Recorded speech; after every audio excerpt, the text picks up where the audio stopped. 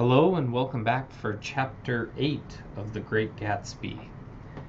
So now we learn that Nick has gone to Gatsby's house right after all of the hullabaloo that happened with Tom and Daisy and Gatsby. And when Gatsby finally arrives home, Nick goes over to check on him, to visit him, and Gatsby gets home quite early in the morning. I guess he stayed all night till about 4 a.m. and Nick couldn't go to sleep, so he goes to visit. Now, when Nick goes over, he really insists to Gatsby that he needs to leave town for at least for a while until the heat is gone about his car, right? Because obviously Daisy had hit and killed Myrtle with the car, but Gatsby insists that he can't go anywhere. He wants to be with Daisy. He loves Daisy.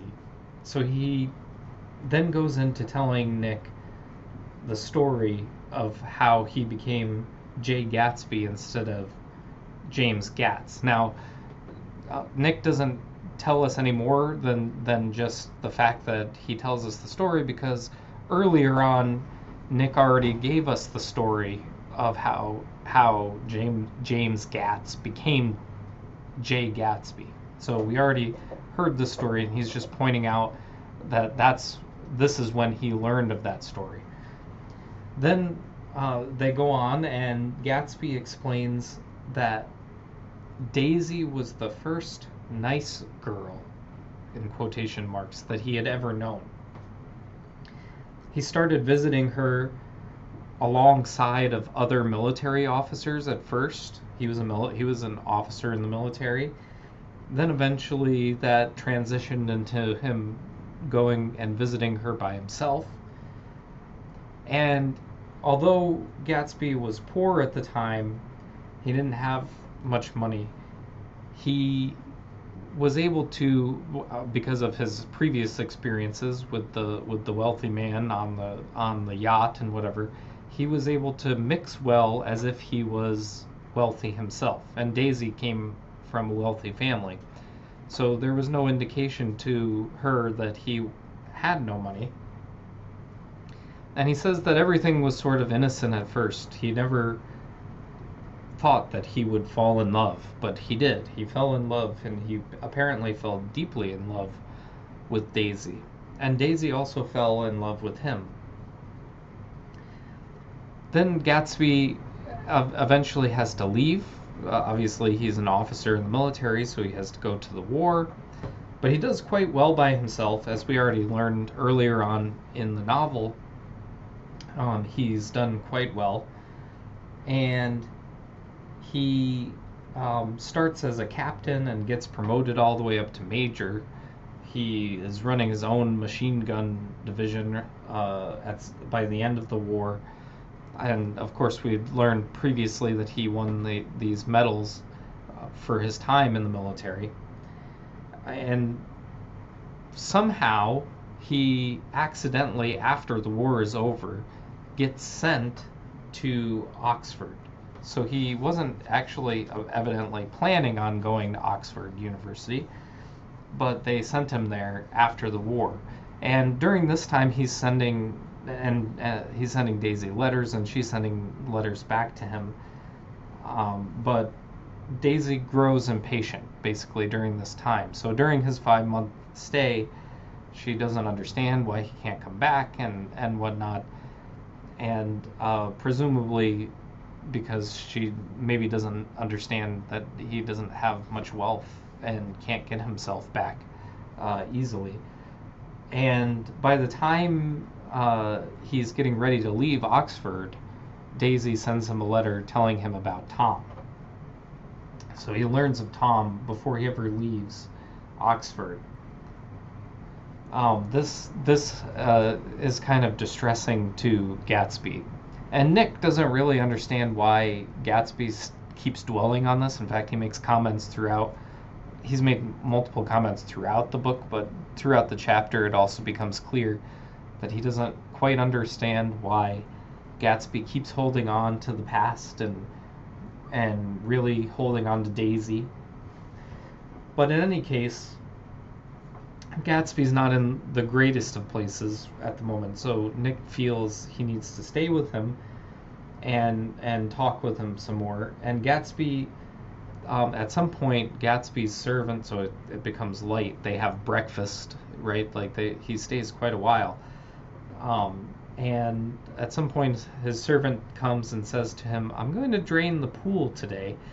And Gatsby says, "No, please don't do that." And he turns to Nick and he says, "I haven't used the pool all summer." He's been too busy, obviously.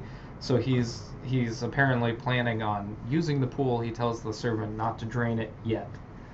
And he continues reminiscing more about his old days with Daisy. Now Nick at some point realizes he's got to go to work. He keeps delaying the going off to work, but eventually he ends up doing so. And he goes to catch a train, multiple trains after he had originally planned to get to work. But he does tell Gatsby, he says, "I will call you at noon, and I want to talk with you then." And Gatsby says, "That sounds great," and off they go. Off Nick goes. Now, while Nick is at work, just a little before noon, he gets a call from Jordan, his girlfriend, Jordan Baker. Jordan seems a little bit short with Nick. Normally she's quite happy to be talking with him, but she's kind of a little cross at the fact that earlier in the day, the previous night, he had sort of just left her with Tom and Daisy in sort of a huff. She felt like he didn't treat her as well as she should have been that night. And she says, though, she would like to still see him. And he says, "I would like to still see you, of course." But then she proposes that they see each other that afternoon, and he says, "Oh, I'm much too busy." He makes a bunch of excuses. They go back and forth for a while, and then she hangs up. So Nick really isn't in the mood right now to see her, and this is why he makes these excuses. It's not clear if he was lying about wanting to see her, wanting to be with her or not. Maybe he really does want to see her, but at the very least, it's not right now. And I think probably mostly that has to do with the fact that he has Gatsby on his mind, because immediately after he tries calling Gatsby. In fact, he tries calling Gatsby multiple times, and Gatsby does not answer. So he decides, okay, Nick decides, okay, I'm gonna go see Gatsby soon. So he plans out his route. He finds I believe he says the 3:30 train, something along those lines. It was at 3 something that he circled, 3:15 or 3:30. Now, after all of this, we kind of make a little jump.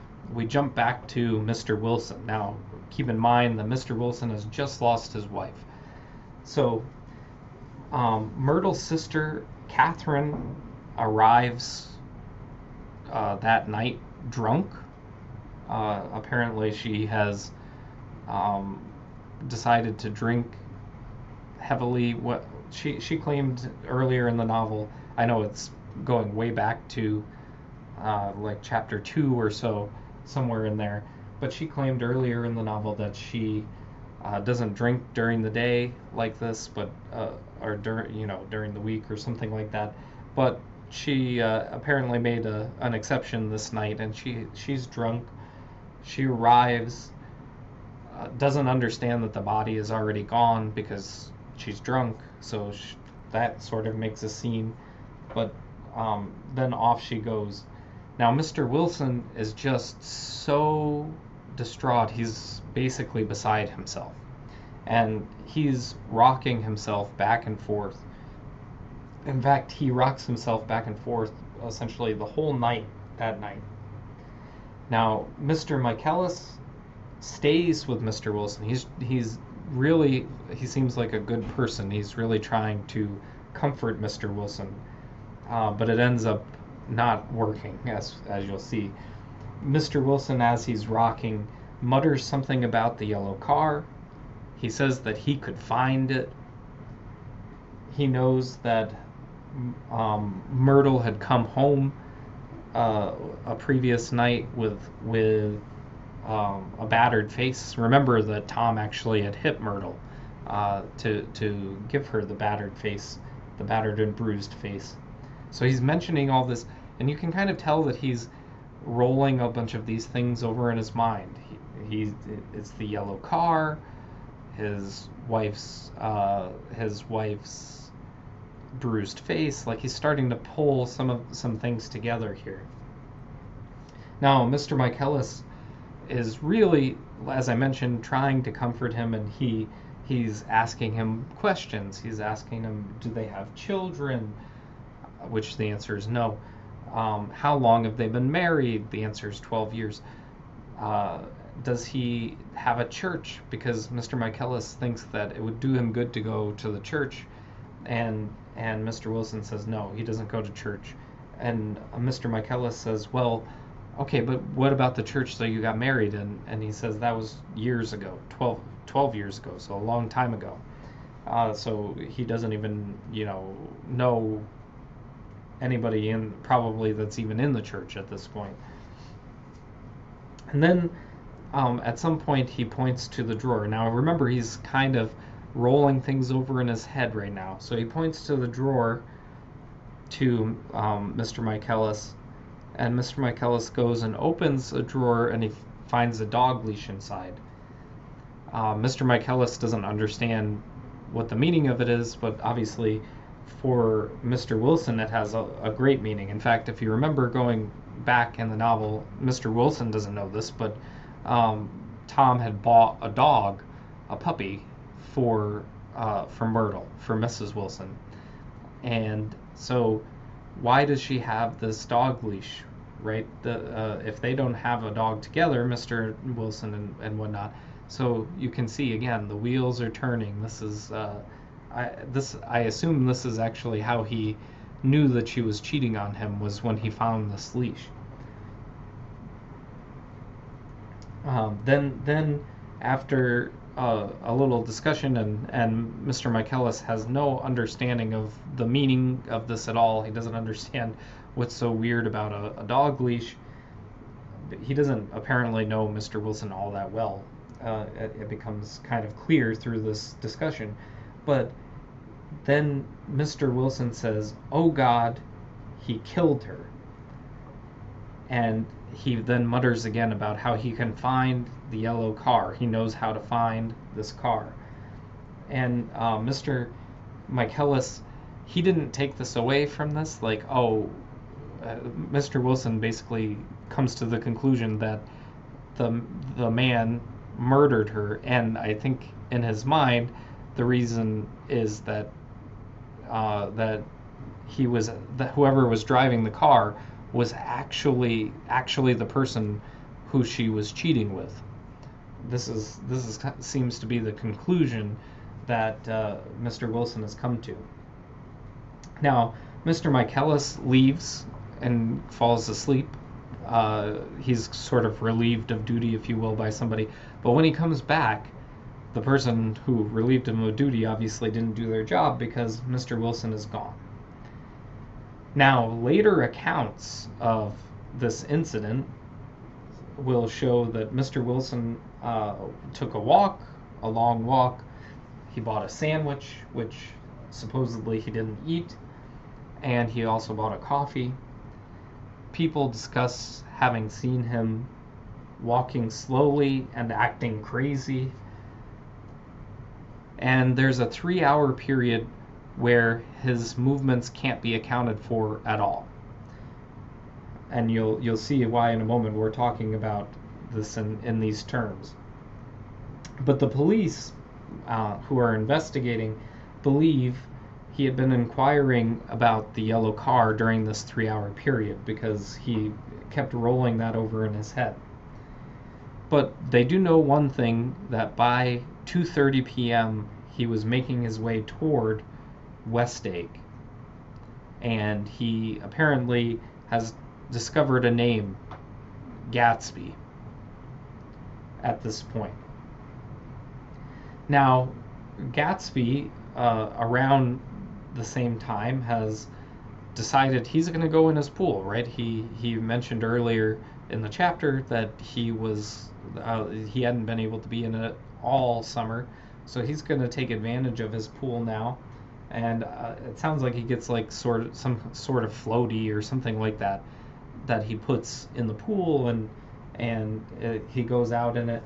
He tells his servants to tell him if he receives any phone calls, and that's the last time that anybody hears from him.